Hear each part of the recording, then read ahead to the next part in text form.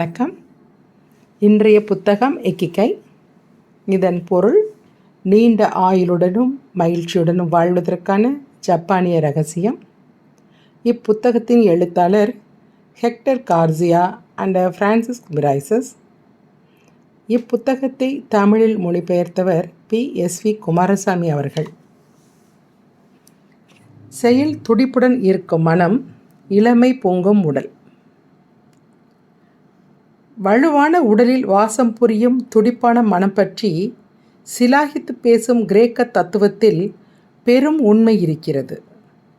உடல், மனம் ஆகிய இரண்டுமே முக்கியமானவை என்றும் அவை ஒன்றோடு ஒன்று தொடர்புடையவை என்றும் அது நமக்கு நினைவுபடுத்துகிறது.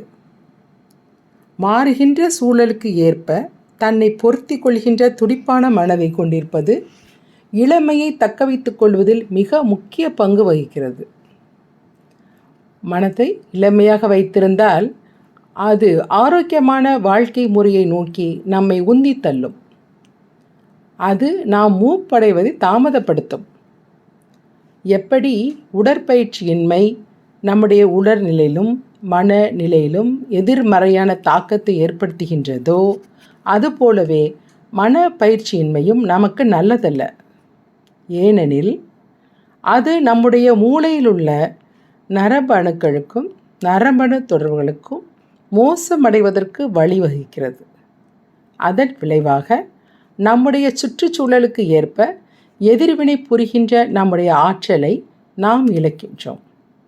அதனால்தான் உங்களுடைய மூளைக்கு வேலை கொடுக்க வேண்டியது முக்கியமாகிறது. மூளை பயிற்சியை பரிந்துரைக்கும் அறிவியல் அறிஞர்களில் இஸ்ரேலிய நரம்பியல் வல்லுநரான ஸ்லோமோ ஃப்ரெஸ்டின்ஸ் முன்னோடியாக திகழ்கிறார். மூளை தன் வடிவத்தை தக்க வைத்துக் கொள்வதற்கு அதற்கு ஏகப்பட்ட தூண்டுதல்கள் தேவை என்று அவர் வலியுறுத்துகிறார். ஸ்பெயின் நாட்டு தொலைக்காட்சிக்கு அவர் அளித்த பேட்டி ஒன்றில் அவர் இவ்வாறு தெரிவித்துள்ளார். ஒருவர் செய்ய விரும்பும் செயலுக்கும் அவருக்கு எது நல்லதோ அதற்கும் இடையே எப்போதும் ஒரு இழுபறி இருந்து கொண்டே இருக்கும்.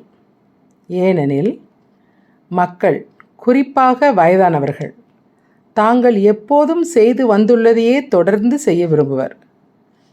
நம்முடைய மூளை ஆழமான பழக்கங்களை உருவாக்கி கொண்ட பிறகு இனியும் தொடர்ந்து சிந்திப்பதற்கான தேவை அதற்கு இருப்பதில்லை.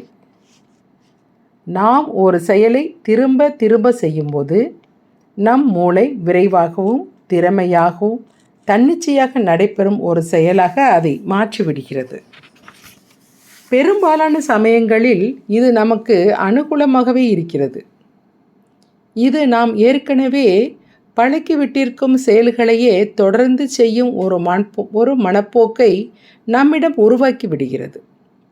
புதிய தகவல்களை நம்முடைய மூளை எதிர்கொள்ளும்படி செய்வதன் மூலமாக மட்டுமே இதிலிருந்து நம்மால் விடுபட முடியும்.